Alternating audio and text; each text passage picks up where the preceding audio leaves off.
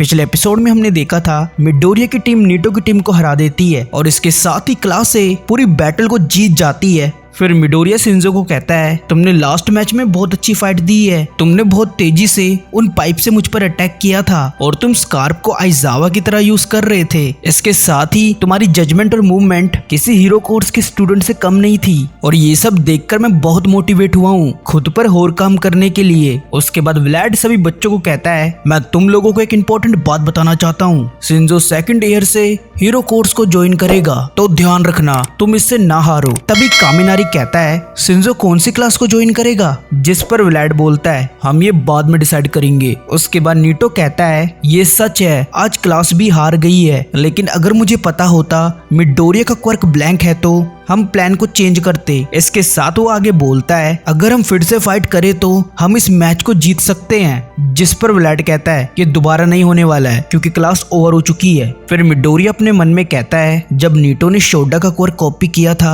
उसी टाइम उसने one for all को भी कॉपी कर लिया था। क्या इसका मतलब ये है नीटो वन फॉर ऑल को कॉपी कर सकता है? लेकिन ये बार बार मेरे क्वर्क को ब्लैंक क्यों बोल रहा है? तभी आइजावा नीटो को कहता है, नीटो कल तुम एरी से मिलने आना। उसके बाद सीन एरी की तरफ चेंज होता है जो कुछ लिख रही होती है। फिर मीरियो से पूछता है, तुम क्या लिख रही हो एरी? तब एरी कहती है, मैं तुम्हारे लिए और मिडोरिया के लिए लेटर लिख रही हूँ। तभी सीन बाकुगो की तरफ चेंज होता है और वो मिडोरिया के मुंह पर ब्लास्ट कर रहा होता है। इसके साथ वो कहता है, अपनी पावर को यूज करो। जिस पर मिडोरिया बोलता है, मैं अभी उस पावर को यूज नहीं कर पा रहा हूँ। फिर बाकुगो बोलता है, वो पावर तब बाहर आती है ना जब तुम खतरे में होते हो। उसके बाद ऑल माइट उन दोनों की फाइट को रोक देता है और मिडोरिया को कहता है, मिडोरिया क्या तुम उस क्वर्क को फील कर पा रहे हो? इस पर मिडोरिया बोलता है, नहीं, मुझे उसकी प्रेजेंस फील नहीं हो रही है। तभी हमें कुछ देर पहले का सीन दिखाया जाता है जिधर ऑल माइट कहता है, क्या वन फॉर ऑल के अंदर प्रीवियस यूजर के क्वर्क ग्रो हो रहे हैं? फिर बाकुगो बोलता है, क्या तुम दोनों हमेशा यहाँ छिपकर ऐसी बात करते हो? जिस पर मिडोरिया बोलता है, हाँ, लेकिन मैं सरप्राइज्ड हूँ कि तुम हमारे साथ यहाँ हो। उसके बाद ऑल माइट बोलता है, मैंने बाकुगो को यहाँ बुलाया है क्योंकि वो अब हमारा सीक्रेट जानता है। तब बाकुगो कहता है, ऑल माइट क्या तुम्हें इस डार्क क्वर्क के बारे में पता है? इस पर ऑल माइट कहता है, मैं पहली बार उस क्वर्क के बारे में सुन रहा हूँ और मेरे मास्टर ने मुझे इसके बारे में कुछ नहीं बताया। फिर बाकुगो मिडोरिया से पूछता है, क्या तुम्हारे क्वर्क को कोई चीज ट्रिगर करी थी? तब मिडोरिया कहता है, मुझे इस बारे में कुछ नहीं पता है। उसके बाद बाकुगो बोलता है, कहीं इसका लेना देना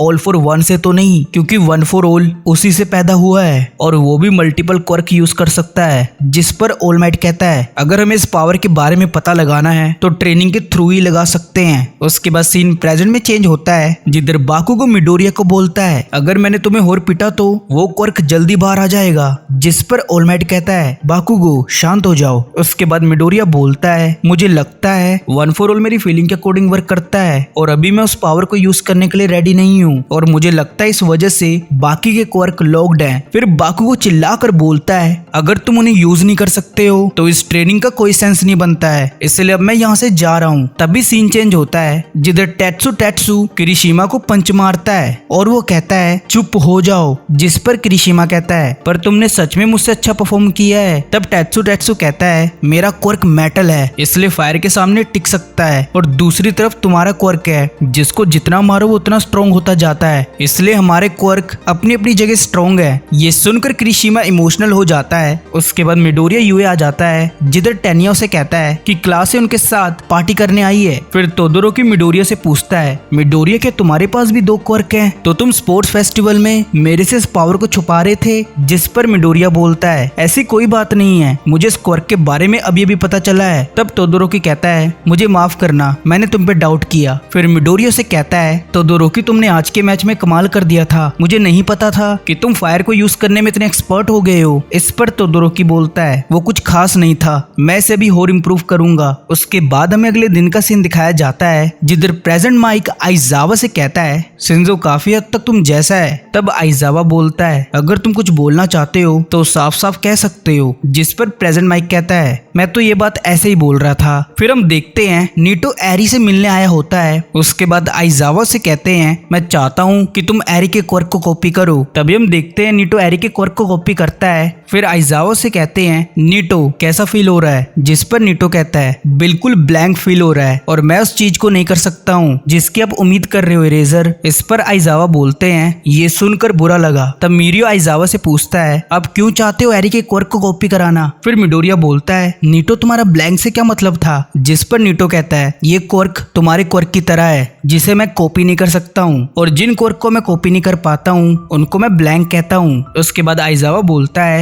एरी अपने क्वर्क को यूज नहीं कर पा रही है और इसे पता नहीं है उसे यूज कैसे करना है जिस वजह से वो दूसरों के लिए और खुद के लिए खतरा बन सकती है। तो इसलिए मैंने सोचा नीटो एरी के क्वर्क को कॉपी करके उसे ट्रेन करे, लेकिन मुझे लगता है अब ये पॉसिबल नहीं है। फिर एरी बोलती है मुझे माफ करना, मेरी वजह से तुम सबको प्रॉब्लम हो रही है, काश मेरे पास ये पावर नहीं होती। तब मिडोरिया बोलता है ऐसा मत बोलो, तुम्हें याद है ना तुमने अपने क्वर्क से मेरी जान बचाई थी। और वो आगे कहता है पावर अच्छी या बुरी नहीं होती है, ये एक नाइफ की तरह है, अगर तुम नाइफ को अच्छे से यूज करो तो उससे टेस्टी फूड बना सकते हो, इसीलिए अगर तुम अपनी पावर को अच्छे के लिए यूज करोगी तो ये बहुत यूजफुल है। ये सुनकर एरी खुश हो जाती है। उसके बाद सीन बाकुगो और तोदोरोकी की तरफ चेंज होता है जो प्रोविजनल लाइसेंस का टेस्ट देने गए होते हैं। तभी हमें सिटी का सीन दिखाया जाता है जिधर कुछ विलन चोरी करके भाग रहे होते हैं। फिर तोदोरोकी उनको रोकने के लिए अपनी आइस का यूज करता है और वो विलन आइस में फंस जाते हैं। फिर बाकुगो अपने एक्सप्लोजन का यूज करके